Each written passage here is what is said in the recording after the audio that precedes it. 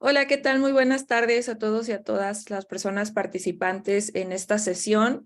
Nos estará acompañando la experta Mónica Cervón, que ya se encuentra aquí en la sesión. Y bueno, también invitarles a realizar preguntas a través del chat o levantar la manita para poder hacerle preguntas en cualquier momento de la discusión a Mónica, quien nos estará compartiendo su experiencia. En este asunto en particular vamos a estar hablando de crímenes y violencia contra mujeres periodistas en el marco del Día sobre la Eliminación de la Violencia contra todas las mujeres. Y bueno, espera empezar precisamente con parte de su síntesis curricular.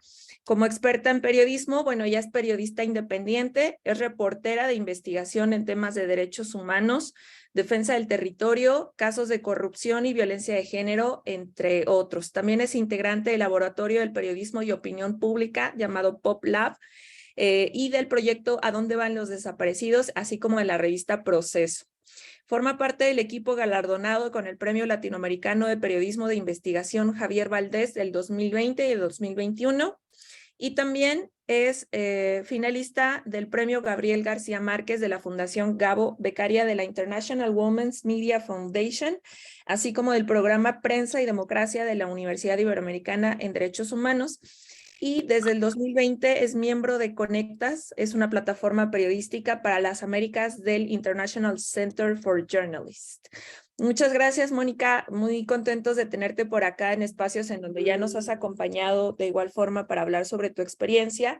Y bueno, me gustaría comenzar, te comentaba que nuestras personas asistentes son alumnos de los posgrados en Criminología Forense y Perfilación Criminal y en Investigación y Evaluación Criminal y Forense. Bueno, somos personas que participan desde la sociedad civil o desde ciertas instituciones para el sistema de justicia y que somos de distintos perfiles como criminólogos, psicólogos, trabajadores sociales. También hay personas de la sociedad civil que se dedican a la defensa y acompañamiento en casos que involucren graves violaciones a derechos humanos y personas que han sido víctimas también de estas graves violaciones. Entonces, nos gustaría comenzar con estas preguntas esenciales sobre la labor que tú realizas y qué te ha inspirado a enfocarte en estos temas de derechos humanos y qué dificultades has enfrentado en tu trabajo. Muchas gracias, Valeria. La verdad es que cuando me comentabas de esta pregunta, la he estado pensando y rumiando en la cabeza como de por qué, ¿no? ¿Por qué te dedicas a esto? Porque es una profesión muy complicada, ¿no? Tanto desde los derechos laborales que tenemos las y los periodistas en México, como por los riesgos que enfrentamos, ¿no? Pero además los temas, quienes cubrimos la violencia o los temas relacionados con derechos humanos, pues también tenemos un impacto emocional muy importante. Entonces, la verdad es que cuando una de pronto ve esas cosas en el escenario, pues sí, la pregunta de por qué siempre está en la mesa. La verdad yo no lo tengo muy claro, realmente no sé cuándo, no es como que de pronto una luz me haya dicho tú dedícate a eso, no, que fue como un proceso, ¿no? Como yo empecé en el periodismo, siempre supe que quería como dedicarme a algo social, pues, algo relacionado con ciencias sociales, ¿no? Pero bueno, en el camino, pues yo empecé siendo productora de televisión en noticias, en realidad empecé como con las cámaras o con como digamos como el orden de la información, ¿no? A producir y después empecé a reportear y ya en el camino de la reporteada, por así le decimos nosotros, eh, pues empiezas como a enfocarte a ciertos problemas que te cruzan de alguna forma, que tienen mucho que ver con tu historia familiar, ¿no? Que tienen que ver mucho con lo que tu familia te enseñó digamos, de cómo hacer comunidad, ¿no? O de lo que aprendiste en casa también. Y entonces empiezas como a casarte con algunos temas, ¿no? Empiezas a trabajar en algunos temas y a capacitarte específicamente en esos temas. Y bueno, yo empecé a trabajar el tema de mujeres porque, bueno, vengo de una familia que tiene una historia que tiene que ver con todo lo que vivimos las mujeres, digamos, o sea, mujeres que se han enfrentado como a muchos retos. Y entonces empecé a cubrir mujeres, la cobertura de los casos de feminicidio y de violencias contra las mujeres me llevó a cubrir el tema de desaparición. Hubo un caso muy famoso en Aguascalientes de una mujer que desapareció, se llamaba Cristal Acevedo, Ujú. Ella desapareció hace algunos años y bueno, en la fiscalía pues bueno, yo estuve reporteando ese tema, estuve hablando con la familia y entonces a partir de ese caso yo empecé a trabajar mucho, con mucha mayor profundidad pues los temas de desapariciones, ¿no? Sin nunca dejar el tema de las mujeres, pero sí, así fue. Bien. Y que es un tema difícil porque, como dices, el impacto que tienes y sobre todo el choque de realidad que hay cuando te topas con estas realidades que están entre nosotros. Uno se piensa ajeno a la violencia como si no fueras incluso un actor que participa dentro de ella, desde el reportar la violencia tal y como está ocurriendo en las dimensiones en las que está impactando, hacia recibir también pues las repercusiones de reportar la violencia, de visibilizar la violencia, y justo de eso hablaremos un poco más adelante. Por aquí en la pantalla les estoy compartiendo algunos artículos que has publicado al respecto, precisamente, que les vamos a estar compartiendo esta presentación para que ustedes tengan acceso a ellos, pero que son también fuentes que nosotros en particular desde el ámbito forense hemos estado tratando de implementar desde investigaciones periodísticas que muchas veces tienen mucho más el panorama como está, que las fuentes, digamos, de información que son más populares, ¿no? Desde el periodismo independiente. Entonces, nos gustaría que nos hablaras desde este ejercicio en el que tú has realizado coberturas que tienen que ver con reportar las violaciones a los derechos humanos, no solamente directo desde las instituciones del Estado, sino de particulares o empresas multimillonarias, como ha sido Nissan aquí en México, que pues tienen todo un chanchullo ahí para licitaciones, dinero, el gobierno del estado también involucrado en eso. ¿Cómo se relacionan estos protocolos de seguridad y protección con el trabajo de los periodistas de investigación en temas de derechos humanos y violencia de género? Pues son fundamentales. La verdad es que no tenemos mucho tiempo de haber entendido eso en el periodismo, ¿no? No, los protocolos de seguridad es algo que incluso estamos aprendiendo a hacer, las y los periodistas, no es algo que hace unos años tuviéramos como en la cabeza, ¿no? Y es que justamente, y recupero como una frase que ha dicho mucho un compañero con el que yo trabajo en ¿A dónde van los desaparecidos?, que se llama Marcos Vizcarra, él es de Sinaloa, y él dice mucho, nadie nos preparó para cubrir una guerra, ¿no? Cuando se refiere, por ejemplo, a los temas que él ha tenido que cubrir, pues evidentemente muchas cosas relacionadas con el crimen organizado, ¿no? O esta figura rara que nos han puesto, que es el narco, ¿no? Que puede Sí. ser todo, pues, todo lo que sucede es culpa del narco, ¿no? Entonces, bueno, digamos que cuando te enfrentas a actores políticos y empresas y privados que son grandes, que son poderosos, ¿no? Frente a eso, pues tú tienes que tener un protocolo de actividades o de cosas que vas a hacer en caso de que algo te suceda, ¿no? Y te digo, hay muchas y muchos periodistas en México que todavía digamos que no han buscado o no han tenido como la oportunidad de tener el tiempo, pues, de hacer un protocolo, ¿no? De seguir como, pues, ciertos Los lineamientos en caso recursos, de que algo. Exacto, la sí, red. porque además, digo, lo más importante siempre es identificar quién es la persona a la que, o la organización o la empresa a la que vas a señalar, ¿no? ¿Cuál es su poder político y social en el lugar en donde estás señalando, ¿no? ¿Cuáles son las alertas o los riesgos que tú como periodista puedes tener? Porque al final las y los periodistas pues somos ciudadanas y ciudadanos como todos los demás, ¿no? No Sí, gozamos de ninguna cosa, de ningún privilegio en lo absoluto, velo ¿no? mágico Entonces, de protección. no, para nada. O sea, lo único, y es lo que también de pronto es algo que hablamos con las víctimas, es que en la medida de que la información se conozca, de que se publique, de que se alerte, eso también es una medida de protección, ¿no? Y digamos que esa es la medida quizá de protección para las y los periodistas, pero también sabemos que el Ujú. asesinato de un periodista se ha convertido pues en una notita, ¿no? En medios, pues, las y los lectores no siempre entienden la gravedad que implica el asesinato de un periodista, que no es solamente el asesinato de una persona en sí, ¿no? Sino como es una acción para evitar y menguar el derecho a la información y a la verdad de toda la población, ¿no? De toda la ciudadanía. no es solamente que asesinen a alguien, sino lo que implica ese asesinato para la comunidad en donde esa persona está trabajando, ¿no?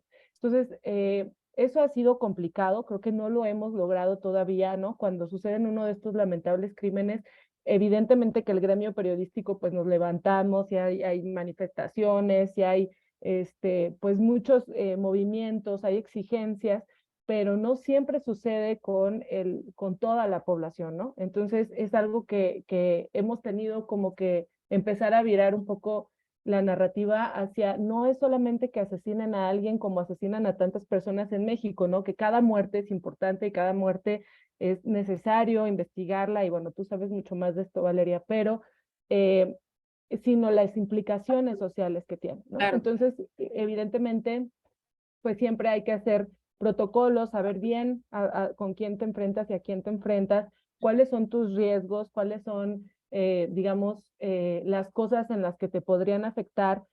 Obviamente, cuando eres mujer hay otros riesgos también, ¿no? Que tienes que tomar en cuenta, que tienes que pues saber, ¿no? Y que a veces son pesados, ¿no? Porque, por ejemplo, cuando has trabajado violencia de género y has visto el nivel de violencia que puede haber, sobre todo sobre los cuerpos de las mujeres, pues Ajá. obviamente que tú como mujer periodista, enfrentándote a ciertos momentos riesgosos, pues eso es lo primero que se viene a tu cabeza, ¿no? Claro. Entonces, todo eso hay que tratarlo en terapia, ¿no? Que eso, en la terapia también es parte de los protocolos de seguridad para las y los periodistas, quienes ya no pueden cubrir algún tema porque están demasiado desgastados o porque ya tienen un problema emocional derivado de esa cobertura, ¿no? Ha habido gente que de plano ya ha dejado de cubrir y que son voces fundamentales para sus comunidades porque ya la carga emocional no maltratada, pues, ya no les deja, ¿no?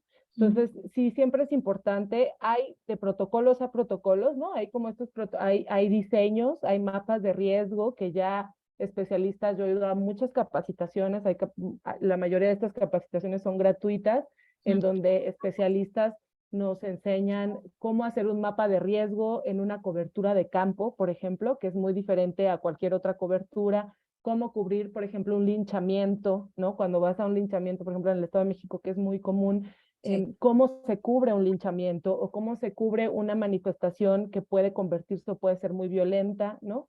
Y también tenemos como estos protocolos de seguimiento, ¿no? De que si vas a una zona, por ejemplo, muy compleja o muy difícil en temas de seguridad, siempre haya personas monitoreándote, ¿no? Que tengas en tantas horas va a pasar esto y si no pasa, entonces se activa Ya. un modelo o una estrategia o pasos a seguir. Ujú. Y en esto pues han ayudado mucho las redes de periodistas y están como los protocolos después de las coberturas, ¿no? Que tienen mucho más que ver con la terapia, ¿no? Pero también tienen mucho que ver con el descanso, ¿no? Que siempre es importante y que como periodistas es muy difícil de pronto lograrlo, y con las actividades de autocuidado, ¿no? Que estas cosas son de lo que más cojeamos, la verdad, porque pues el trabajo a veces te come todo el tiempo, pero ese también pues es un protocolo de seguridad para nosotras y nosotros. Ujú, ok. Hablabas de ciertas como acciones sociales o seguridad social en la que ustedes se cubren de cualquier violación a derechos humanos, que es la publicidad de la investigación, lo que sea público precisamente, ¿no? Que se sepa. Desde estas participaciones y colaboraciones que van desde el crimen organizado, particulares, empresas o entes, digamos, morales, hasta el propio Estado, cómo los periodistas logran organizarse sin seguridad social, sin seguridad laboral, y que tiene que ver con otra de las grandes preguntas precisamente como que vamos a abordar enseguida, que es como la implicación de la tecnología, el uso de la tecnología y también el riesgo de la tecnología al que tengan, yo tengo también algunos colegas que son activistas o defensores de derechos humanos, y una en particular con la que colaboramos un caso de un feminicidio de una niña al norte del país. Ella pues se dedica al acompañamiento a mujeres víctimas de violencia y utiliza precisamente los medios de comunicación para darle visibilidad a su trabajo y protección, porque está en todo el tiempo en contra básicamente de las fiscalías, señalándoles pues que no han seguido protocolos establecidos de investigación o que de plano se están haciendo de la vista gorda, ¿no? Entonces, hace poquito me llegó un mensaje de ella en donde me pedía que si estaba ocupada, que si me podía pedir un favor, que si le podía depositar, que necesitaba urgentemente, y se me hizo como raro, ¿no? Porque en realidad no tenemos esa relación en primera, pero en segunda dije, bueno, pero lo vi demasiado personalizado el mensaje como para que no fuese ella, ¿no? Entonces, en el desconocimiento, y la verdad porque estaba viajando, se me hizo raro, ya no le pude contestar, pero no le contesté, y después publicó que de estos ataques que viven también las personas defensoras de derechos humanos del hackeo de sus dispositivos, y a ella desafortunadamente le hackearon su teléfono y tuvieron acceso a todas sus conversaciones, evidencias que tenía recuperadas de fotografías, de audios, donde los fiscales reconocían estas deficiencias, direcciones de las víctimas, direcciones de otros colegas. O sea, fue un caso como muy, muy grave en el que ella, o sea, a la fecha, eso fue hace como 6 meses más o menos, me sigue diciendo que tiene todo esta paranoia desde toda la información de la que ahora tienen acceso, de todos los datos que tienen sobre ella, de no saber quién fue, de que la denuncia que se hizo no haya determinado a las personas responsables, y bueno, ¿qué hacemos, no? ¿Qué podemos hacer desde la comunidad? Voy a ir comentando algunos de lo que nos mencionan en chat. Dice Juan Carlos, dice, esa nota es muy cierta. A partir de ese caso y un secuestro fallido, a la que hablábamos en ese momento que poníamos del fiscal de Aguascalientes, ¿no? Que de hecho está mencionado en otra gran investigación de Naciones Unidas, que es el de, ay, hasta perder el sentido. Publica, si nos pudieras platicar, porque tus investigaciones, pues también han tenido estos alcances de denunciar tortura y denunciar desapariciones, en lo que consiste esta investigación de Naciones Unidas. Pues sí, el caso de Felipe Muñoz ha sido quizá uno de los más delicados que he cubierto, o sea, o que más desafíos he tenido en términos de seguridad. Los otros tienen más que ver con Zacatecas. Yo cubro como la región, no solo Aguascalientes, sino como la región Bajío, y las coberturas en campo en Zacatecas han sido muy desafiantes, pero en particular esta de Felipe Muñoz es muy importante, y el año pasado publiqué un texto en la revista Proceso sobre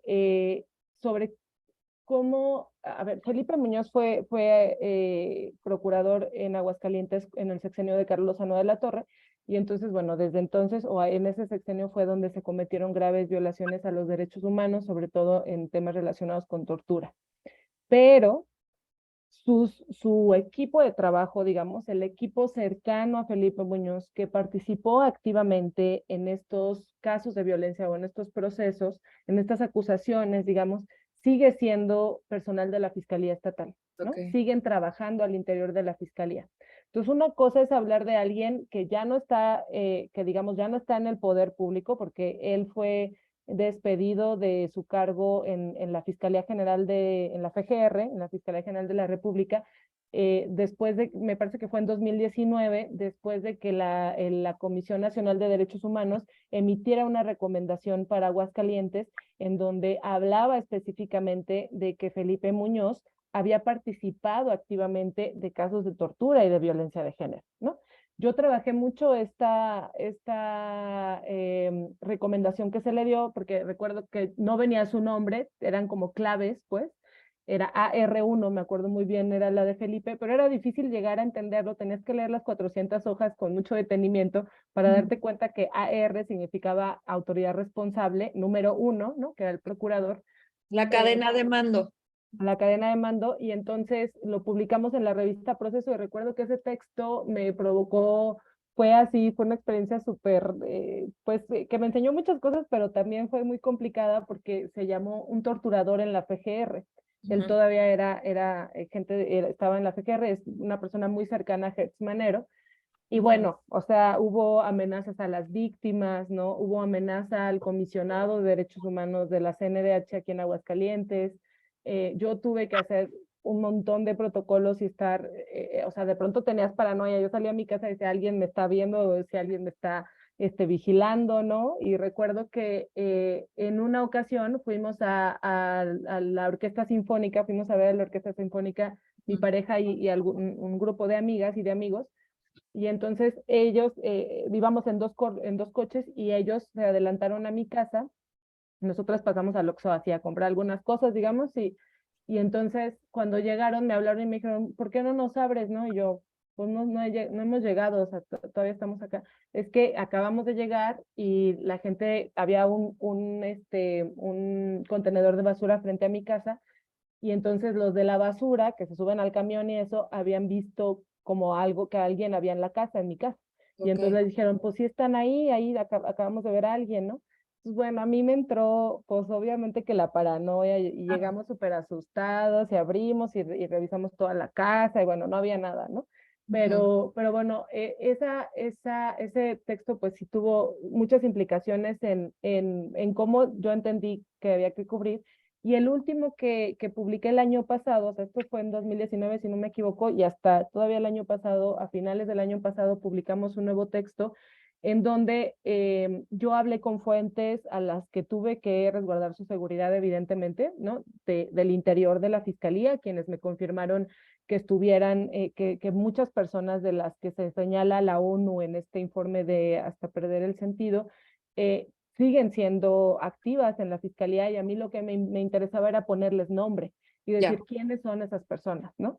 Y entonces, pues al momento de tú publicar que el vicefiscal en ese momento en investigación de delitos participó de alguna forma en un caso de tortura cuando él es un funcionario público que está en activo, ¿no?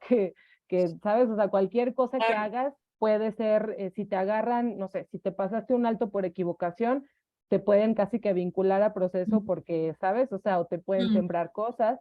Entonces, ujú. parte como de mi protocolo permanente de seguridad, pues es tratar de, o sea, yo tratar de conducirme sin que no haya nada que me puedan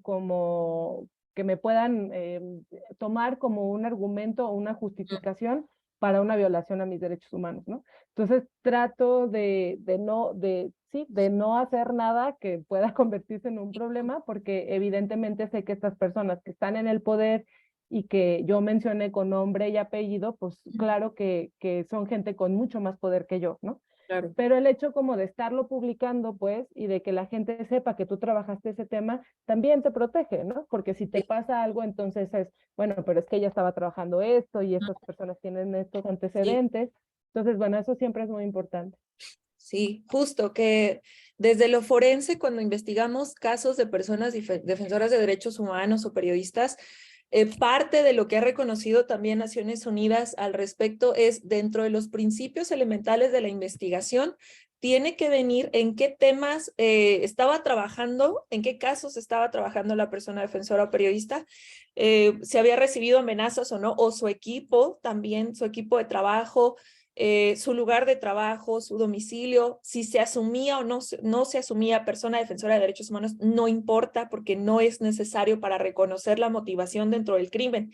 Y dentro de estos reportes y de las investigaciones que ustedes realizan, otra cosa que observamos también y que ustedes saben bien es el modus operandi y la sistematicidad en la ocurrencia de ciertas condiciones que tienen que ver con detenciones arbitrarias, con que no existan órdenes de cateo, que saquen directamente de sus casas a las personas y después le arreglan el resto de papeles para tener la orden de presentación ante el juez.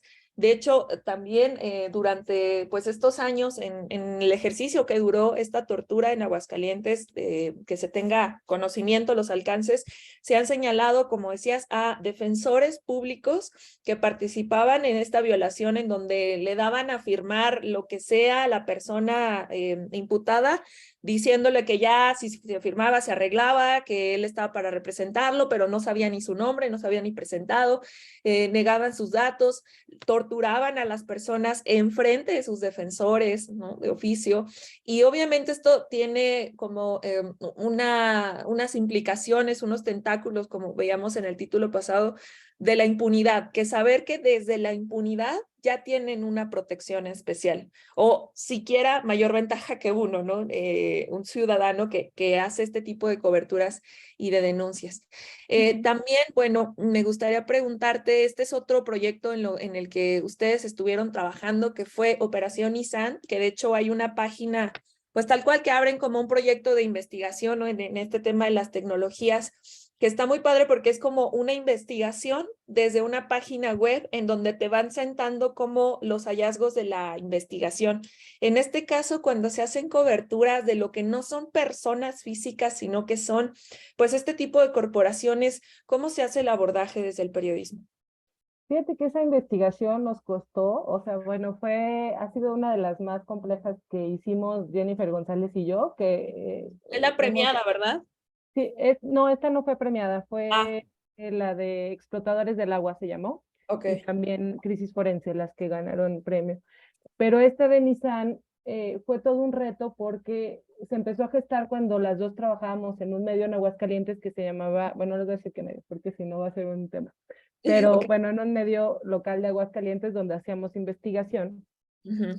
Y en ese momento el director nos habíamos mandado muchas solicitudes requiriendo información al gobierno, al Estado, y entonces el director del medio nos dijo, ya no vamos a trabajar ese tema, aquí no vamos a publicar eso, me acuerdo que nos pidió que canceláramos las solicitudes y eso no se puede, o sea, Oh, legalmente tú no puedes preguntar algo y luego decir, no te creas, sí. siempre no tengo esa duda, o sea, no puedes hacer eso. Una Ujú. solicitud pues ya se manda y si no la contesta el sujeto obligado, Sí, está sujeto pues a una sanción, ¿no? Y sí. entonces se detuvo, nos detuvieron por completo el proyecto que ya teníamos meses trabajándolo y entonces pues ya no pudimos hacer nada. Ese medio donde trabajábamos, todo el mundo salió, las dos salimos, dejamos de hablar, fue una experiencia muy compleja, ¿no? Laboralmente. Y años después nos reencontramos justo haciendo esta investigación de explotadores del agua, Ujú.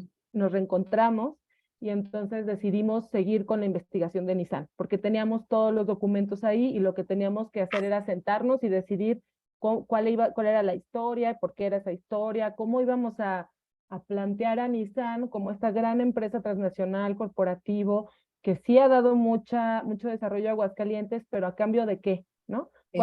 ¿Cuál es lo que, ¿no? De trabajos mal pagados, ¿no? De trabajos casi pues de Los obreros, casi gastos. la mayoría, que no los dejan ir al baño, ¿no? Que tienen que hacerse el baño en la línea de producción porque no los dejan ir al baño, con salarios mínimos, con muchos incentivos fiscales, los terrenos fueron comprados con amenazas a los ejidatarios, de hecho, en enero un grupo de ejidatarios ganó una sentencia contra Nissan para que Sí. les regresaran tierras, ¿no? Y entonces, bueno, ese caso también se publicó en la revista Proceso. Entonces, digamos, era como, cómo planteamos a este sujeto que es la joya de la corona en Aguascalientes Ujú. y todo lo que implica socialmente, ¿no? Y entonces, para hacerlo, teníamos que pagar, yo creo que algo así como 70,000 pesos de documentos, de copias en el Registro Público del Comercio, que Ah, nosotros literal nos sentamos a hacerlo a mano en las computadoras, pero para sacar la investigación necesitábamos los documentos. O sea, ujú. tú no puedes señalar a alguien si tú no tienes la prueba y porque no es una cosa personal, ¿no? Sino, a ver, Claro. esto dice la ley y estas son mis pruebas de lo que estoy diciendo, ¿no? Entonces, para sacar esos documentos tenemos que pagar mucho dinero. Afortunadamente, un abogado que es defensor de derechos humanos, yo platicando con él, le dije, ¿sabes qué? Es que necesitamos un montón de lana y no tenemos. O sea, mira, ya si nos pagan la investigación es lo de menos, pero lo que queremos es que ya salga, ¿no? Ya. Nosotras participamos en una convocatoria de Conectas, que es una alianza internacional que apoya el periodismo.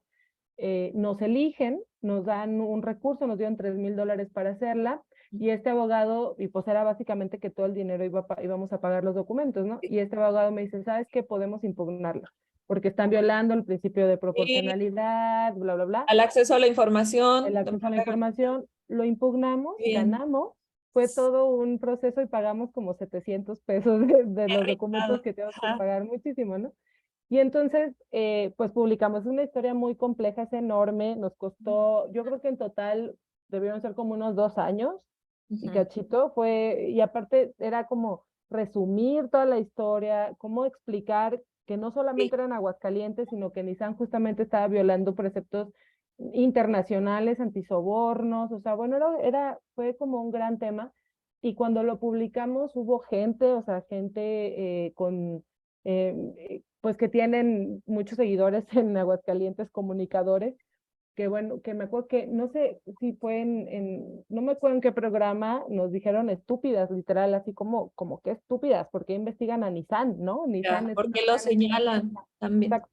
Entonces, tuvimos como muchos retos hablando como del gremio local, ¿no? No todos, pero sí hubo quienes, pero a nivel nacional nos sentimos muy abrazadas, ¿no? Porque fue un proyecto muy acompañado. Nuestro editor fue Irving Huerta, que él hizo la Casa Blanca de Peña Nieto, él hizo una investigación de la Casa Blanca de Peña Nieto y es una persona súper, o sea, revisa con lupa, ¿no? Que todo lo que digas esté correcto, que esté sujeto a prueba, ¿no? Que lo sostengas, que es lo más importante de una investigación periodística, que sostengas la acusación con, pues, las pruebas, ¿no? Y entonces él fue nuestro editor, fue un gran editor, nos acompañó paso a paso, ¿no? Y bueno, fue una investigación que yo creo que era necesaria en Aguascalientes, era importante poner en perspectiva qué era Nissan, ¿no? Y que dejáramos de hablar como esta gran empresa, sino como una gran empresa, pero que también ha tenido impactos negativos. Claro. En este proceso también me acuerdo que en Radio Grupo, que es una empresa que tiene que tiene rating, mucho rating en Aguascalientes, nosotras trabajábamos ahí y luego yo me quedé muchos años ahí también, bueno, algunos años. Es una empresa con la que yo tengo muy buena relación. Nos ofrecieron hacer un programa para explicar la investigación, para quienes no la leyeran, ¿no? Porque Ya. aparte es un texto muy amplio. Y entonces, pues esa fue una súper ventana, ¿no? Y siempre les estaré muy agradecida al apoyo con el apoyo que nos ha dado el grupo y Rocío Gutiérrez, que es conductora y directora. Eh, Porque pues hicimos un programa y entonces pues eso llegó a muchas más personas y me acuerdo que muchas y muchos trabajadores de Nissan empezaron a llamar para decir que eso también les pasaba, digamos como que empezó a levantar eso, Ya. a que la gente también reflexionara, pero que tuviera la oportunidad de hablar de las cosas que no había podido hablar por los sindicatos, por el miedo a que les corrieran, ¿no? Entonces, pues es como todo este proceso de colaboración también con otros medios de comunicación que te arropan, ¿no? Pero bueno, sí fue una investigación que nos llevó mucho tiempo y que eso, teníamos que sentarnos mucho a pensar cómo posicionar a Nissan como este ente, ¿no? O sea, no todo es bueno, no todo es malo, ¿no? Pero hay que poner en perspectiva. Y creo que una de las tareas del periodismo de investigación es el contraste, ¿no? O sea, Ya. decir, hay que contrastar y hay que ver como desde un lugar más amplio, desde un panorama más amplio, esta problemática para encontrar patrones, para encontrar influencias políticas, para encontrar Intereses. efectos sociales, ¿no? Para encontrar si hay violación de derechos humanos de cualquier tipo. O sea, eso es lo que, digamos, aporta el periodismo de investigación, ¿no? Y ese es un proceso pues que lleva su tiempo. Perfecto, muchas gracias. La verdad es que las investigaciones toman tiempo y esto es algo que cuando trabajas en investigación te resulta insólito que en 72 horas resuelvan un Mm, asunto en donde hay cada vez, bueno, simplemente a la vista muchos actores que no han sido, que tienen muchos intereses, que no han sido verificados y que, como dices, a veces incluso la propia investigación desde los tiempos cuando realizas solicitudes de acceso a la información toman tiempo. Entonces, es hasta ilógico que se planteen así. Estaríamos hablando entonces, pues, de negligencias en la investigación, de omisiones importantes y de un trabajo poco cuidado que pone en riesgo a una comunidad que está confiando en participar en la investigación, a personas que están siendo afectadas directamente por ello y a la misma comunidad para el acceso a esa información, porque entonces si es cuestionable, entonces no va a tener esta validación social que justo los protege. Y creo que eso es como bien importante de resaltar.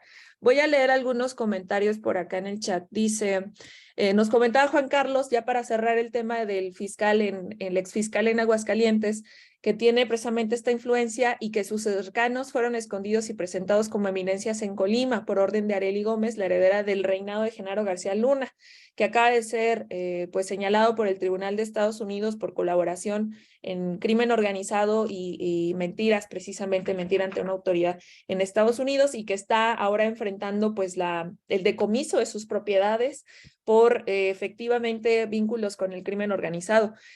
Dice Claudia, aparte de asesinar vilmente a los reporteros, luego dan a entender a los ciudadanos, murió por estar implicado tal o cual, sembrándoles droga o implicándolos en hechos delictuosos que no son. Esto es común en actividades, bueno, que crímenes que involucran a personas defensoras de derechos humanos, desde el montarles cargos o ahogarlos en expedientes, en cargos judiciales, de los cuales no pueden hacerle frente de ninguna manera, tan solo por los gastos de representación que implica y la no seguridad que tienen en el ejercicio de su trabajo, y desde el protocolo también para investigación de crímenes cometidos contra personas defensoras de derechos humanos, se toma en cuenta eso como un indicador más de que el crimen está motivado por ser una persona defensora de derechos humanos. Cuando tratan de criminalizar a la víctima, en este caso, cuando son asesinados, creo que a principios de año pasado al norte del país, en Tijuana, hubo como el asesinato de 4 o 5 personas periodistas, ¿no? Y creo que justo que estaban reportando. Ajá, si nos pudieras comentar esto. Fíjate que en periodismo sí pasa mucho que igual que se le siembran acusaciones, ¿no? Que dicen, es que una de sus fuentes eran del narco, ¿no? Y pues ya sabes, ¿no? O sea, como siempre hay este tipo de señalamientos, ¿no? Y entonces ahí el tema es que es muy pesado para las y los periodistas, por un lado, pues que tienes que cuidar todo lo que haces, ¿no?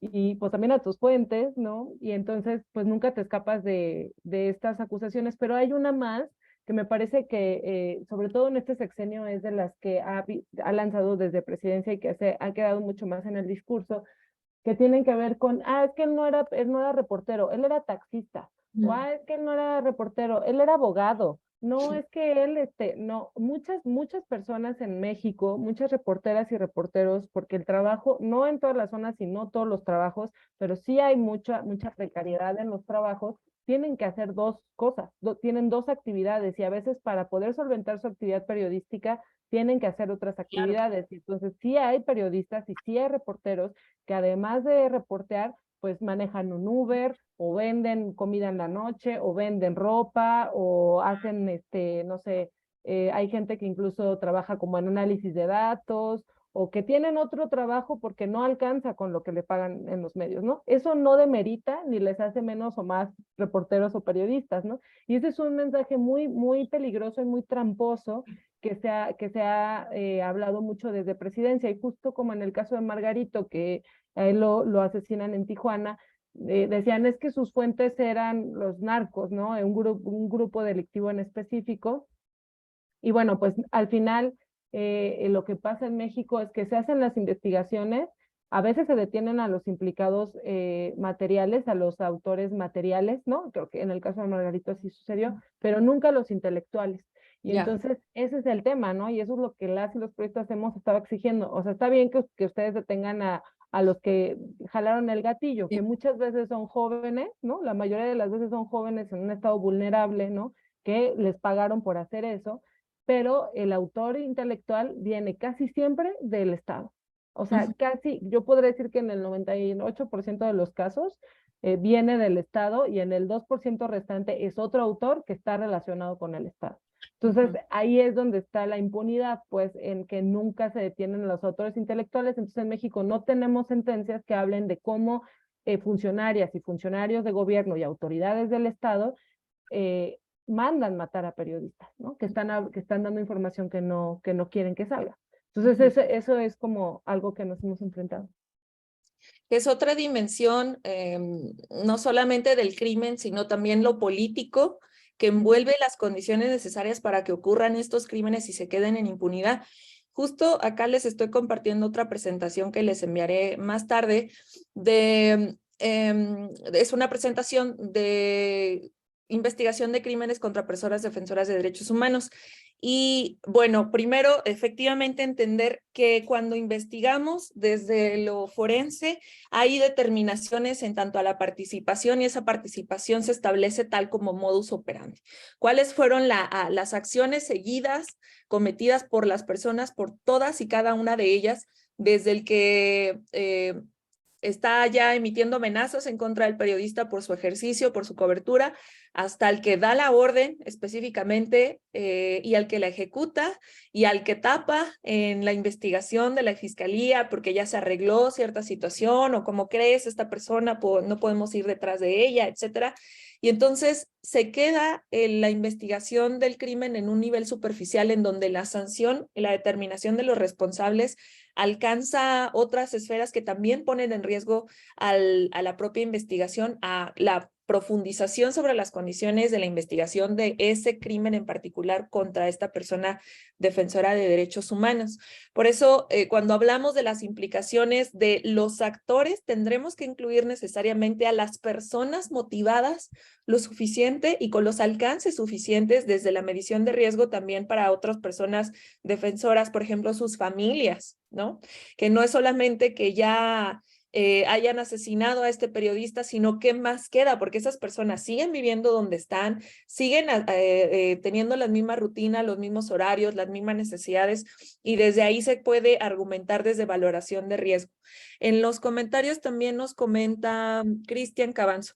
Me parece que algo que pasa en la manera de reportar e informar en los medios y por supuesto en las autoridades de los 3 niveles de gobierno. Por ejemplo, antes el término no era desaparecido, era secuestrado o víctima de secuestro. Así, exactamente, porque lleva una carga simbólica. Este cambio nos tomó mucho tiempo para darle su real y grave connotación. ¿Qué reflexiones se hacen en la manera del uso del lenguaje? Nos comentabas del editor, ¿no? Que los acompañó como de ser muy concretos con el lenguaje. ¿Qué importancia tiene esto en el ejercicio profesional? Fíjate que estaba pensando, bueno, un poco antes de ir con esto, solamente quería decir que uno de los primeros asesinatos que ocurrió en México de periodistas fue de Manuel Buendía, justamente en Tijuana, y se detuvieron a 2 guardias de Jorge Hank Ron, que sigue siendo hasta el día de hoy un político muy influyente, pero a él nunca se le detuvo. Y desde ahí empieza, digamos que ese es uno de los casos que siempre utilizamos como para marcar desde dónde viene la raíz de la impunidad, ¿no? Sobre esto que menciona Cristian, me parece súper importante porque esto tiene en cobertura de periodística de temas relacionados con violaciones a derechos humanos, el lenguaje es fundamental. Es muy común, por ejemplo, que las personas que trabajan en las fuentes policíacas hablen de levantados, ¿no? Lo levantaron, la levantaron, ¿no?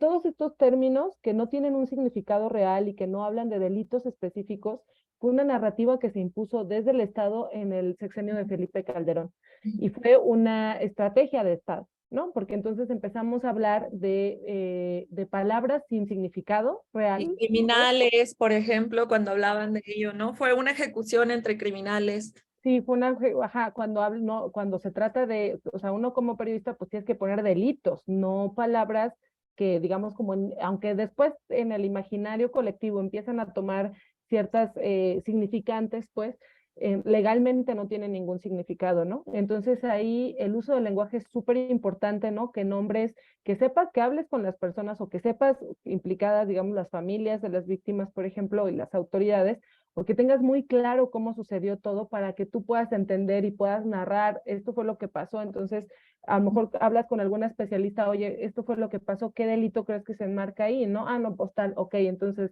la tal especialista, Valeria Baltasar, señala que todo este modus operandi tiene que ver con tal delito, ¿no? También cuando hablamos de narcotráfico, el narcotráfico y es algo que hemos trabajado mucho también desde la cobertura de desaparición, entender al narcotráfico desde otras perspectivas, desde las perspectivas económicas, de otras perspectivas que no tengan que ver con esta narrativa que nos ha impuesto el Estado desde hace tantos años, de cómo el narcotráfico es este enemigo difuso, ¿no? Que existe y que es capaz y que tiene tentáculos en todos lados. Lo que intentamos poner es crimen organizado con participación de agentes del Estado. O sea, ya no narcotráfico, ¿no? Crimen organizado, gente que se organiza para cometer un crimen y en esa organización participan elementos del Estado, ¿no? O esa organización no sería posible si no tuvieran la colusión de policías, de fiscalías, de gobernantes, ¿no? Entonces, de pronto es muy diferente que un lector lea es que el narcotráfico hizo esto a que lea pues el crimen organizado en donde participa el Estado, ¿no? Para mí siempre poner que participa el Estado ha sido como una decisión política en los trabajos que yo hago, sobre todo los que tienen que ver con desaparición, no entrar como en, aunque sí siempre ser muy clara con cuál es la narrativa oficial. O sea, y decirle a la gente, esto es lo que dice el gobierno y esto es lo que dicen las personas que viven en esa zona, ¿no? A mí me pasó, por ejemplo, con el año pasado en abril fui a Jerez, en Zacatecas, que ahora está muy mal y en ese momento también lo estaba. La gente pues había sido desplazada, pues, y entonces pues todavía la zona estaba tomada y bueno, fue compleja la cobertura, pero bueno, la narrativa oficial era que dos cárteles, ¿no? El cártel Jalisco y el cártel de Sinaloa se estaban peleando por ese territorio y hasta ahí, ¿no? Así de todo esto está pasando porque estos dos cárteles estaban peleando.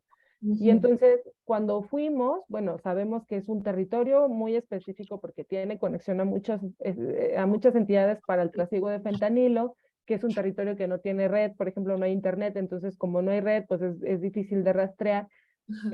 Pero además, esta pelea entre los cárteles, pues no sería posible sin la ayuda de los gobiernos. Y la misma gente que estaba siendo víctima de eso nos decían, no vamos a poner denuncias porque sabemos que hay alguien en presidencia, en el municipio, que nos acusa con los grupos, ¿no? Entonces no podemos ir a poner denuncias. Entonces ahí empezamos a entender cómo es que no solamente era que dos cárteles estuvieran peleando por un territorio, es que lo estaban haciendo con ayuda de los Sí. gobiernos y entonces la gente quedaba ahí en medio, ¿no?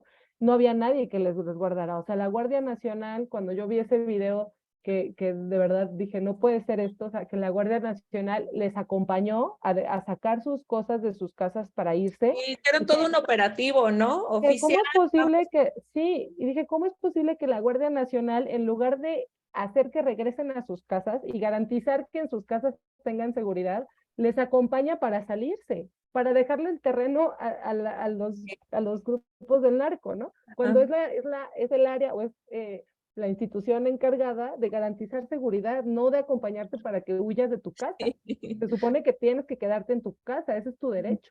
Entonces, a mí me pareció de locos cuando vi eso y entonces ahí tenemos que verlo desde este otro lado. O sea, no es que nos acompañen, es que ellos tienen que garantizar que en primera no salgamos de nuestras La casas. narrativa, ¿no? Que se cuenta. Exacto, pero la narrativa, lo que vemos en los medios es justo como esta nota, ¿no? Acompaña a la Guardia Nacional y O sea, les hay están una haciendo el favor ahora, ¿no? sí, están muy preocupados para que no les pase nada, ¿no? Vamos a acompañarlos a que saquen todas sus cosas y que ese territorio pues ya se quede libre.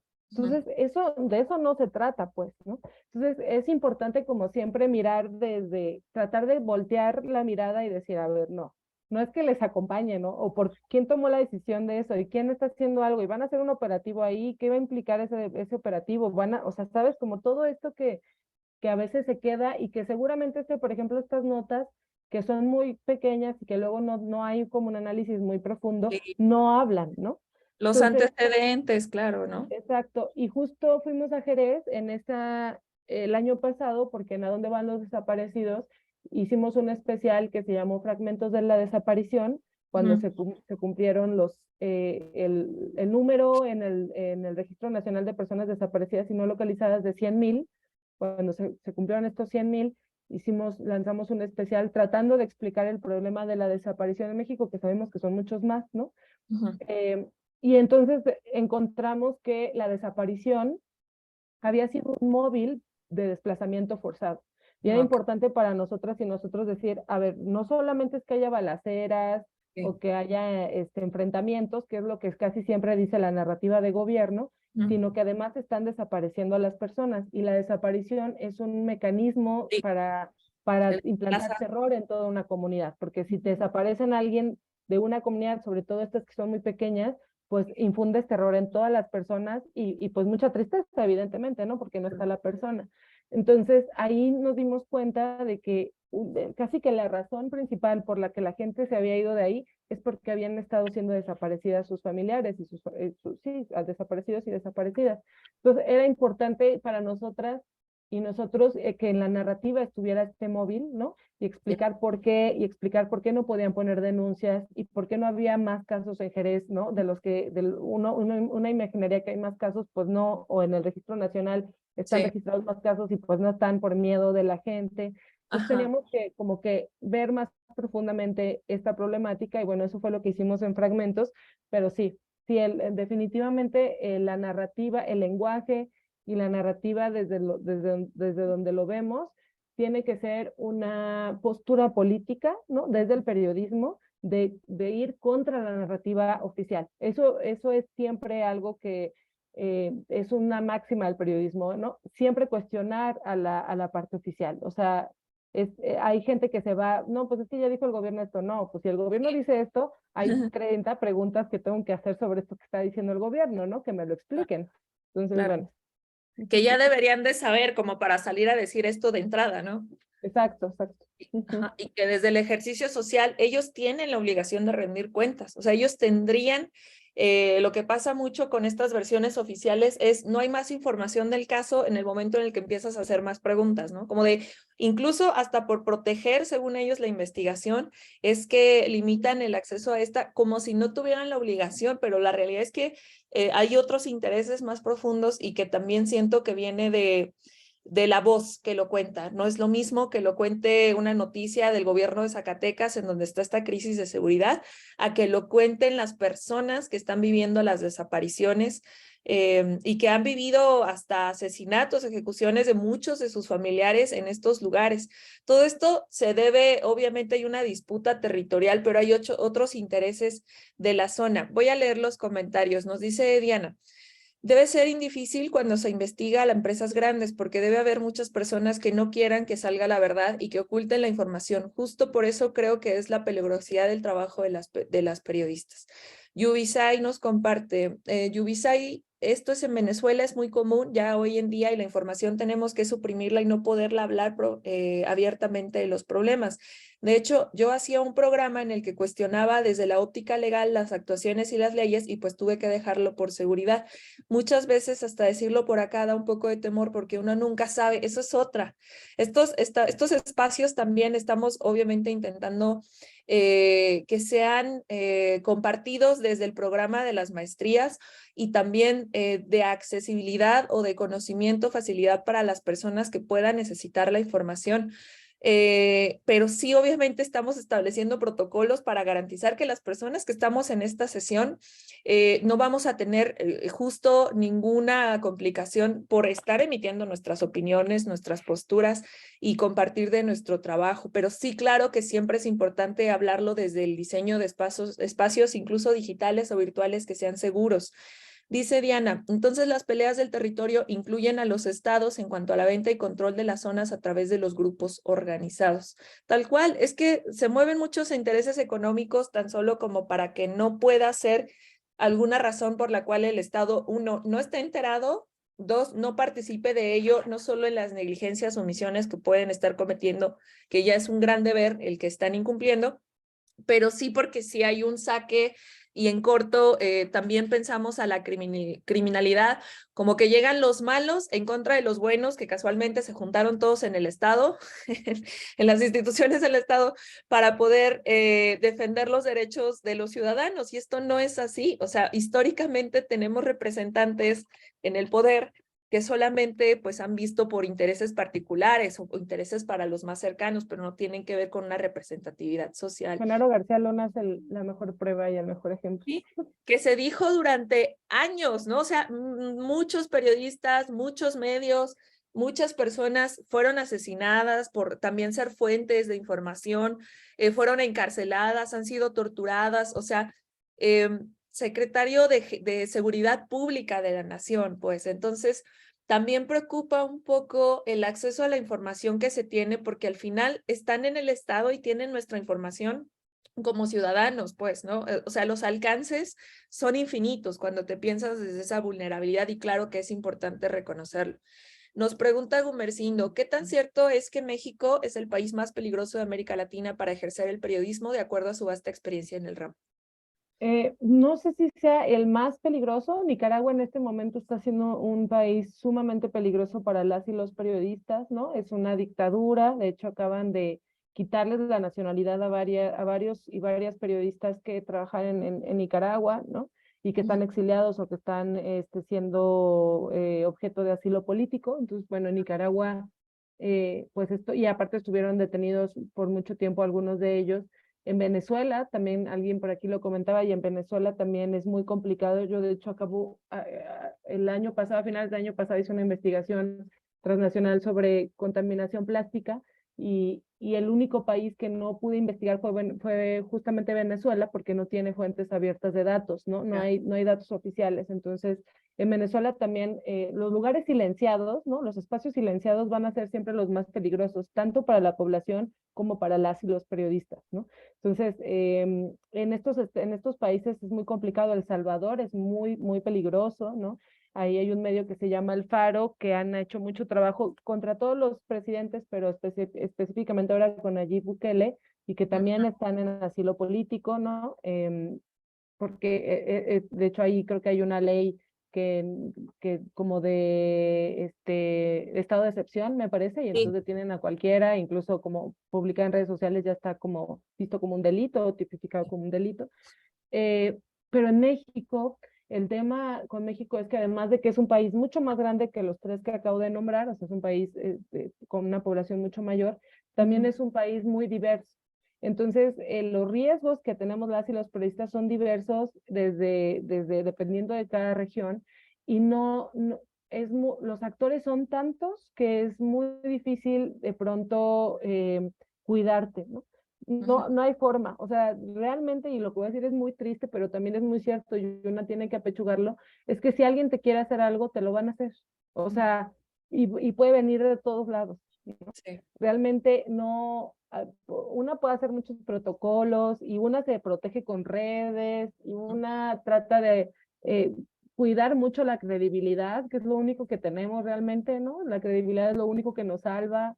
Pero si alguien quiere venir a mi casa a hacerme Hola algo, María, ¿cómo andás? seguramente va a poder hacerlo. Mira, te hago una consulta. Claro. O sea, es que me Ahí. contactaron ¿Nos de podrían Santa apoyar Fe para el micrófono? por una. Listo. Muchas gracias. A la orden. Entonces sí, creo que en México se ha convertido en sí el más peligroso de América Latina por las cifras, porque ningún otro país, ni en Venezuela, ni en Nicaragua, ni en El Salvador, han asesinado a tantos periodistas como en México. O sea, digamos que los riesgos o el nivel de peligro, no sé, es similar, pues, pero en México sí se han asesinado a periodistas y ya van, pues, más de 100, ¿no? Entonces, sí. Claro. Sí, hay un contexto innegable desde cómo estamos reconociendo que sí, obvio sucede, desde el contexto, obvio sucede, y que son muchas dinámicas que vienen desde las políticas públicas, las políticas criminales, las que están incidiendo en este tipo de casos, en donde además se suma a un problema que ya traemos desde, yo creo que siempre, ¿no? Que es como la saturación del sistema, el problema de las deficiencias en las investigaciones, obviamente que no conviene que salga a la luz quiénes son las personas responsables de otros intereses políticos y económicos en las comunidades. Dice Yubisay, en México aún hay en cierto modo libertad de expresión, acá eso ya prácticamente no lo hay. Acá es muy difícil, de hecho cuando tú te encuentras investigando llegan comisiones de inteligencia y allanan tu residencia, te privan de libertad y hacen desastres terribles sin importar si hay niños, si es casa de familia o lo que sea.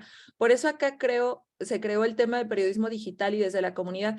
De hecho, Yubisay nos comentaba en ocasiones pasadas, igual si te gustaría tomar la palabra para explicarnos de ello, pero nos decías que hay todo una figura como policial que surge precisamente para la represión, para la investigación y el acoso, el hostigamiento hacia las personas que están tratando de incidir de alguna manera, por mínimo que sea la sospecha, ¿no? Desde la paranoia también del Estado, pero nos decías que había como una figura, ¿no? Como que eran militares o que eran policías creados Buenas, para hacerlo. Te escuchamos.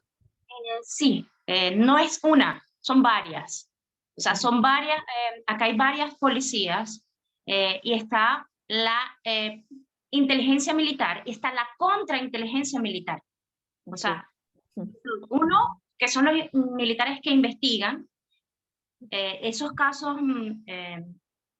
de seguridad, y otros que investigan a esos militares que investigan. Adicionalmente a ello hay en todos los cuerpos, en otros cuerpos, hay también esas policías de inteligencia que llegan y tú dices, pero ¿qué hice? Nada, dijiste que estábamos en dictadura, por ejemplo. Dijiste que bueno, el gobierno, por ejemplo, ahorita que hay una ley donde escondidamente los adolescentes que todavía no tienen un grado de instrucción superior pueden dar clase. O sea, lo aprobaron. Entonces, ya el hecho de decir que cómo va a un muchacho que acaba de salir de un bachillerato dar clase a otro, entonces ya eso ya representa un problema.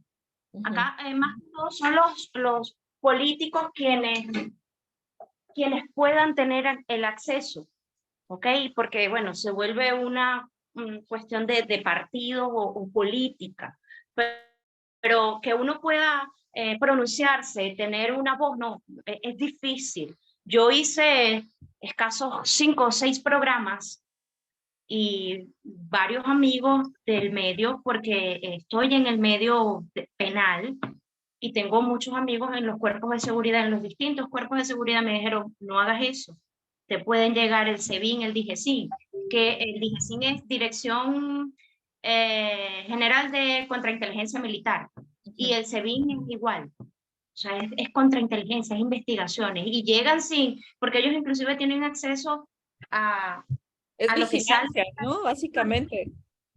Disculpe. Es vigilancia. Sí, es vigilancia permanente, es vigilancia 24 horas, es vigilancia que tú no sabes de pronto que te pueden llegar, estás durmiendo y cometen arbitrariedades increíblemente. Quizás por el grupo yo pueda pasar algunos reportajes que hicieron cuando estaba el presidente Chávez, que llegaron a medios de comunicación y mataron a mansalva, o sea, sin importar quién era, todavía hay desaparecidos que no se sabe quiénes son, que si murieron, si no murieron, o sea, miles de muertos que prácticamente los desecharon y muchos silenciados, o sea, periodistas que, bueno, pueden estar fuera, pero resulta que no es que están fuera, es que están callados, por así decirlo. Sí. Y se desconocen las cifras exactas de la cantidad de personas que han sido víctimas de esta situación del gobierno propiamente, que son los que más han reprimido en las manifestaciones. Una cosa increíble sacar a los militares a reprimir a la población, sí, a personas de tercera edad. Yo lo hablo y se me paran los pelos de ver cómo las situaciones se vivieron en su momento. Ya hoy en día, bueno, nos acostumbramos a no hablar, pero quienes hablaron, muchos están muertos, porque precisamente está esa situación compleja de no poder expresarse y no poder decir aquí hay esto o aquí no hay esto. Y lo que simboliza también para el gremio, ¿no? De las personas que están intentando sostener la verdad ante estas circunstancias, que tienen que hacerse para atrás porque no hay protección y obviamente pues hay una impunidad y eso es ahora es el ejercicio por parte del Estado que esconde una validación de esta serie de actos y eso es lo peligroso. ¿Cómo lo denuncias? ¿Quién se supone que lo investiga? ¿Ellos? ¿No? ¿O hay algún órgano en especial? Cuando hubo el cambio, acá había una fiscal general de la República, que era la doctora Luisa Ortega. Si mal no recuerdo, fue en el 2016-17, que hubo una serie de manifestaciones terriblemente y donde hubo muertos niños, adolescentes, jóvenes, estudiantes. Y ella salió en el exilio porque ella no estuvo de acuerdo con esas muertes que decían, no, eso lo mataron producto de un arma casera. Y realmente no, eran personas que tenían disparos de FAL, disparos en la cabeza. Y ella tuvo que salir exilada porque no estuvo de acuerdo en situaciones anteriores, pero en esa situación dijo, no, esto no ocurrió, esto no fue así. Imagínate que los militares le metían al armamento canicas, acá se llaman mitras, allá son canicas que son de vidrio. Ajá. Y yo en ese momento trabajé en la fiscalía y hubo un caso de un muchacho que murió producto de una canica de esas lanzada por un armamento, un rifle, creo que era, si mal no recuerdo. Y allí nadie, ¿no? Fueron entre ellos mismos, ¿no? Ellos no Ya. tenían armamento. Los armamentos de esos muchachos, de esos jóvenes, eran piedras, palos, botellas que les echaban, que les dicen acá molotov, que Ajá. con gasolina y un trapo que las prendían y las lanzaban, pero que no hacían como tal un daño Ya. eh, O sea, no grave. coincidía, o sea, hay toda una escenificación para tratar de montar que son muertes accidentales o muertes porque están metidos en eso o accidentes y ya han dado caso hasta suicidios, ¿no? O Sí, sí, asesinatos correcto. de otras personas. Sí, correcto. Así, así. Y se han visto cosas que uno dice, yo tengo que cuidar mucho. Yo se lo comentaba inclusive a mi mamá y a mi papá cuando hablé la vez pasada, le dije, yo soy muy expresiva y yo le dije, me di cuenta que tengo miedo, Ujú. que me dio miedo expresarme. Me dice, ¿por qué? Bueno, por esta situación. Hablé un poco de la realidad y eso ya representa un problema. O sea, nosotros siempre sentimos miedo de poder expresarnos a, al público, Sí.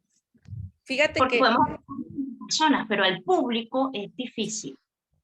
por ahí les compartía en el grupo de WhatsApp que tenemos de la maestría un podcast que me pareció importante que hablaba sobre el autoritarismo y las formas en que condicionan cómo nos relacionamos, cómo nos concibimos como sujetos, como ciudadanos, y cómo desde este autoritarismo señalar aquello que forma parte de la explotación, de la deshumanización del sistema, desde este abuso del poder por parte del Estado, también condiciona nuestras relaciones profesionales, por ejemplo, y obviamente pues no tenemos mejores condiciones para poder decir, para podernos quejar, para poder señalar y reconocer y resistir ante este tipo de violencias, porque lo son, y lo más grave es que vienen del Estado, cuando se supone que tienen que proteger, o sea, tienen la obligación de proteger, promover, respetar y sancionar. Ahora el tema es cómo lo hacemos desde el ejercicio individual reflejado, Pero, perdura, y ¿no? dice allí, ¿no? Yo no sé si ustedes conocen al cantante Ricardo Montaner. Sí.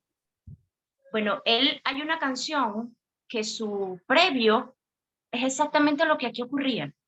Y el final es exactamente lo que aquí ocurría, que son videos reales. Eh, Se llama, aunque ahora estés con el video oficial, no donde él sale solo cantando, sino es el videoclip como tal. Y eso Okay. fue una protesta que él hizo, porque Es tal cual, venezolano, ¿verdad?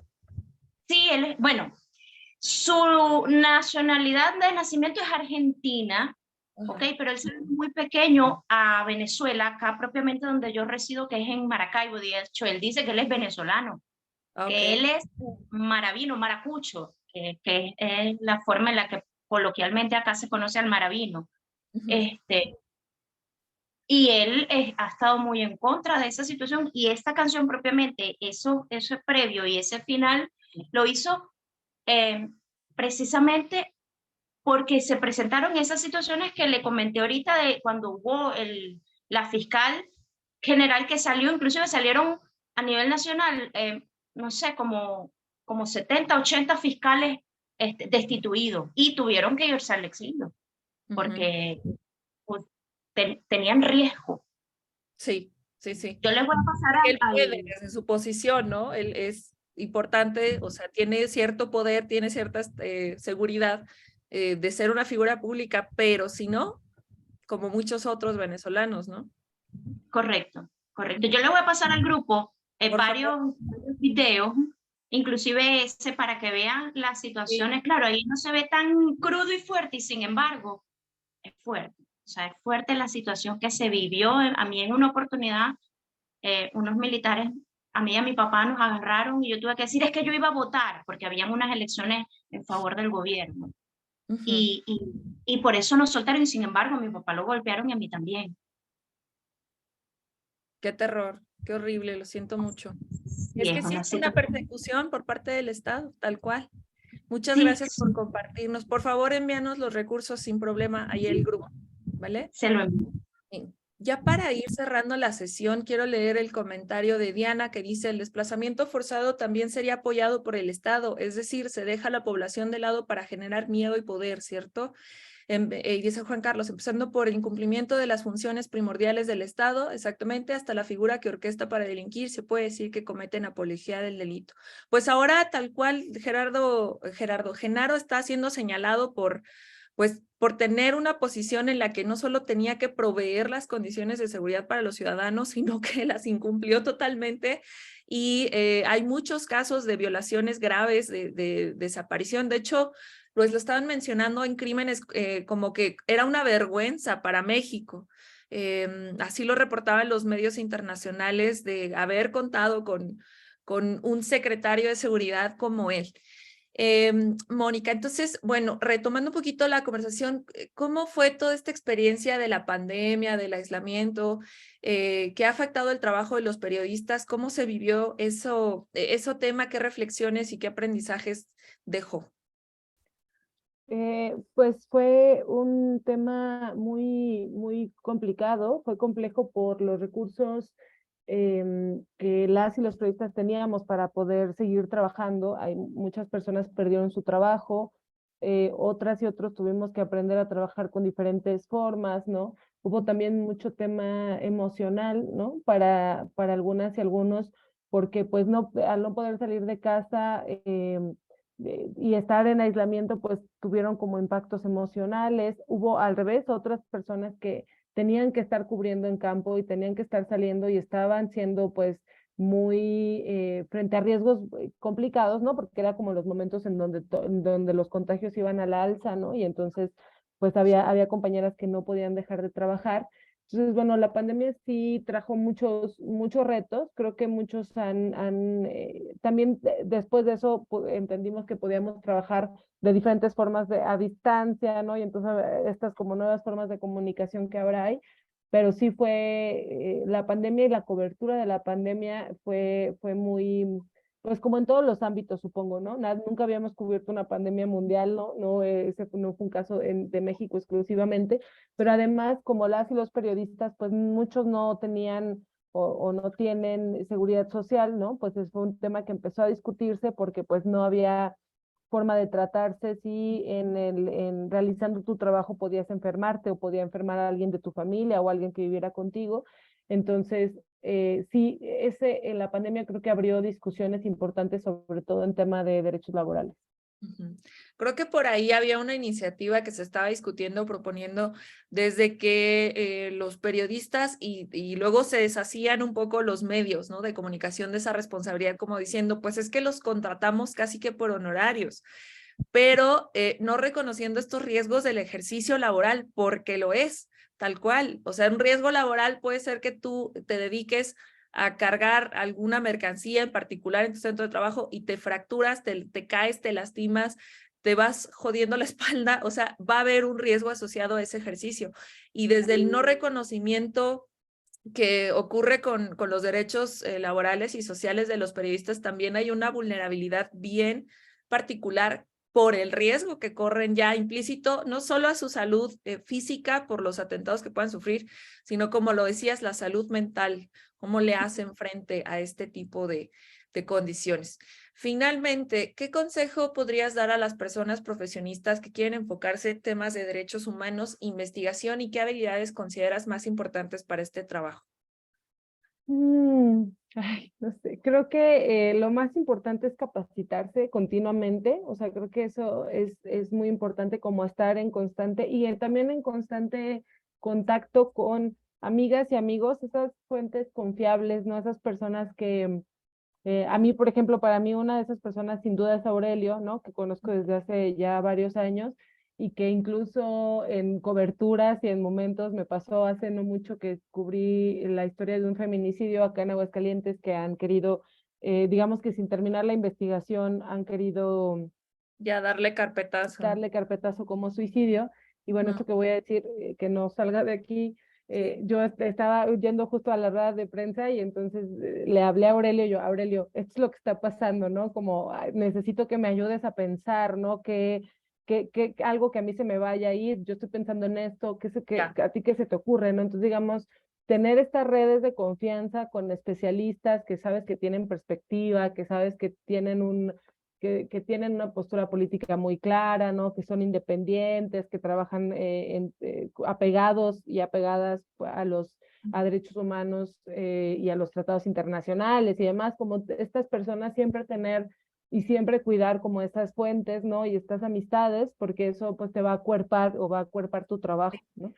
Entonces Sí. eso es importante, la capacitación continua también es importante, creo que eso es fundamental para quien cubre derechos humanos porque no es lo mismo lo que pasó hace 10 años que lo que está pasando ahora, ¿no? Los fenómenos delictivos y de violencia pues van evolucionando, ¿no? Van tomando también otros matices, ¿no? Que es importante que tengamos ahora y que tengamos siempre en el radar, ¿no? Como entender cómo evoluciona, ¿no? La violencia. Y bueno, evidentemente que una de las cosas más importantes es el cuidado de las víctimas, ¿no? La empatía, alguien por aquí leí que hablaba sobre la empatía, la empatía es fundamental para cubrir historias que tengan que ver con violencia o con violaciones a derechos humanos, pero también la empatía puede ser peligrosa para quienes cubrimos, ¿no? De pronto la empatía puede convertirse en algo que no es muy sano para nosotras y nosotros, ¿no? Y que yo he estado por ejemplo, en el equipo de ¿A dónde van los desaparecidos?, que es un grupo de periodistas que estamos en diferentes estados, no tenemos como una oficina muy física, ¿no? Hay gente, somos un equipo muy chiquito, ¿no? Hay alguien está en Sinaloa, alguien en Puebla, en Ciudad de México, yo estoy aquí en Aguascalientes, hay gente que está en Jalisco, y bueno, hemos pasado tanto por terapias personales, ¿no? Que la organización nos ha brindado de manera gratuita, que esto es pues muy importante porque es es un derecho, ¿no? Laboral, pero además pocos medios se preocupan por hacerlo, pero también hemos pasado por terapias grupales, ¿no? En donde, en donde hemos aprendido, ¿no? Cómo la empatía, si bien es una cosa fundamental, también es importante poner límites a la empatía, ¿no? Porque a veces tú te puedes ir a dormir con la historia que le pertenece a alguien más, ¿no? Y además es importante y es una verdad como que de pronto puede ser dolorosa para el periodismo, pero hay que apechugarla. A veces no pasa nada cuando publicamos. Entonces, tenemos que ser muy claras y claros siempre con las víctimas, ¿no? Y agradecerles, ¿no? Por compartirnos su historia, por tenernos confianza, pero sí ser muy claras de que algo puede pasar o puede que no pase algo, ¿no? Y entonces, pues también es importante porque luego pues quisiera, ¿no? Que con una nota o con un reportaje o con una investigación cambiaran leyes o o mejoraran los sistemas de investigación en las fiscalías o que se localizara alguna persona, o bueno, una busca eso, ¿no? Y una lo hace por eso, pero no siempre sucede, ¿no? De hecho, pues Claro. no es muy común. Entonces, siempre es importante eso, ¿no? Ser como muy honestas y honestos cuando cubrimos este tipo de temas, tener mucho cuidado con las víctimas, cuidar a las víctimas siempre, pues tener protocolos de riesgo, tanto en investigaciones de campo como de forma emocional, y pues estarse continuamente capacitando. Ujú. Muchas gracias, Mónica, por tu colaboración. Voy a leer ya los últimos comentarios. Dice Pablo, qué importante desarrollar la empatía para estos contextos y ayudar a desarrollarla y visualizarla desde la niñez. Claudia dice, gracias, licenciada Mónica Cervón, que a pesar del peligro que corre, siga con esta bella labor. Finalmente nos dicen, le aconsejo a la ponente consultar y hacer valer la norma oficial 035 de factores de riesgo psicosociales en el trabajo para casos médico-legales que afecten a periodistas, prestadores de servicios profesionales y o asalariados por contrato. Son de aplicación general, independientemente del riesgo implícito autoasumido del empleo. Esto de los riesgos que se asumen, como que se piensa, es que también es el resultado de las condiciones, ¿no? Obviamente si tuviéramos mejores condiciones, mucho menos sería el impacto que se vive, pero sí es importante que desde nosotros, cuando nos ejercemos desde lo particular o desde lo independiente, podamos asumir ciertas condiciones, pero también contar con ciertos derechos que finalmente es lo que hace que sostengamos el trabajo.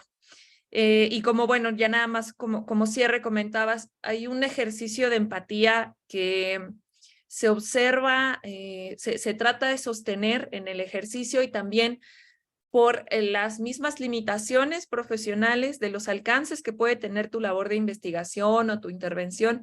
Hasta es más seguro para la persona, para las personas que participan en el caso, que tú ya no te involucres más, que tú llegues hasta donde tienes la labor o tienes las limitaciones económicas, emocionales, psicosociales para poderlo hacer, porque realmente no le hace, finalmente el resultado, el que se busca es lo mejor para las personas que estamos pues apoyando de alguna manera en la visibilización de una verdad histórica o en tratar de denunciar, de exigir justicia de alguna manera en señalamientos directos o el acompañamiento tal cual para que se reabran sus investigaciones, pero muchas de las veces tal cual, como dices, no se puede, no se debe, incluso por seguridad de las personas involucradas, y sí esta empatía puede jugarnos como trampas en las que pensamos que puede ser la mejor decisión porque nadie se está haciendo cargo al respecto más que uno, pero eso no necesariamente tiene que rendir buenos resultados, ¿no? Entonces, muchas gracias, Mónica. Yo quisiera preguntarle a la audiencia si tiene alguna otra pregunta antes de despedirnos de nuestra colega, y pues agradecerte mucho la participación en estos espacios. Aprendemos mucho de otras profesiones, de otras labores desde la defensa y promoción de los derechos humanos. Muchas gracias, Mónica. Seguimos en contacto. Muchas gracias a todos y a todas. Que Muchas estén muy gracias, bien. Valeria. Y Seguimos a todas y a todos por escuchar. Gracias Gracias. y hasta luego. Nos vemos. Gracias.